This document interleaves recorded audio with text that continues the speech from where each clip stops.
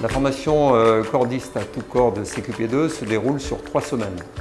Si le CQP1 est la porte d'entrée dans la profession, il a des limites au niveau de ses compétences techniques. Le CQP2, lui, est la reconnaissance de l'expérience professionnelle du cordiste. Les entreprises de travaux sur corde ont besoin de personnel qualifié avec différents niveaux de compétences. Dans les équipes d'intervention, les CQP2 sont des professionnels de leur activité, que ce soit en bâtiment, en travaux publics ou en industrie.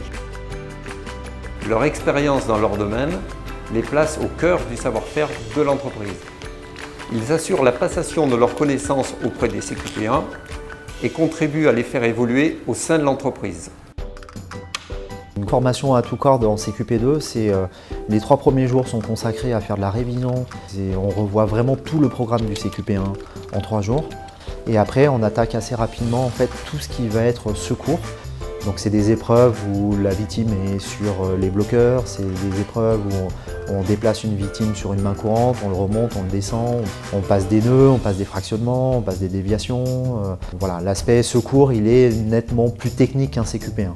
Dans la 3e partie, on va s'axer essentiellement sur le levage et l'escalade, ce qui est une partie très technique. Et dans les formations, on prend un temps à chaque fois, un petit peu le matin, un petit peu le soir, où on fait des cours en salle sur la réglementation, sur le levage, sur l'effet poulie, sur les polygones de force, sur les facteurs de chute, sur les forces chocs. Et les candidats se mettent surtout en situation en fait, d'entretien blanc, où ils présentent leur dossier face à tous les autres stagiaires. Alors le mémoire, ils se présentent eux à travers un CV, ils présentent les entreprises pour qui ils ont travaillé et 3 chantiers, si possible différents, dans différents domaines, industrie, urbain, TP. Et ils racontent donc leur parcours professionnel, un bilan sur le chantier qu'ils ont fait, une analyse critique du chantier. Et surtout, c'est toujours de se poser la question en fait, si c'était à refaire le même chantier, est-ce qu'on referait la même chose? Voilà. Ou est-ce qu'on améliorerait certains points techniques, sécuritaires?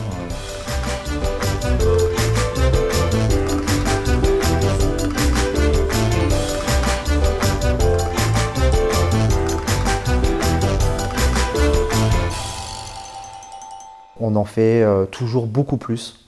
En fait, c'est un peu le principe d'A2Corn, c'est pour former quelqu'un, on va chercher un niveau bien plus élevé que ce qu'on va nous demander à l'examen pour former les futurs CQP2 à une réflexion sur les chantiers, sur l'aspect sécuritaire et l'aspect technique d'équipement d'un chantier. C'est aussi pour qu'ils soient le plus à l'aise possible le jour de l'examen pour présenter toutes les épreuves. Alors, il y a 4 épreuves au CQP2. On a l'épreuve QCM, c'est 40 questions, 30 minutes. Nous avons l'épreuve de secours, il y a 10 scénarios différents. Les candidats piochent des scénarios au hasard. On a l'épreuve chantier d'application, donc c'est escalade, équipement pour atteindre un poste de travail pour lever une charge et la déplacer et repartir en déséquipant et en tapant un rappel. Et nous avons l'épreuve entretien et soutenance du dossier. C'est une épreuve qui dure 50 minutes à peu près. Et avant tout, en fait, le dossier il sert pour le jury pour se rendre compte si c'est quelqu'un qui est capable de prendre des décisions sur un chantier, d'appliquer les règles et les consignes données par le maître d'œuvre et de gérer une équipe, que ce soit des CQP1 ou d'autres CQP2, sur l'aspect sécuritaire sur un chantier. En fait. Les CQP2 sont la référence du métier de cordiste et ils sont l'ossature de l'entreprise.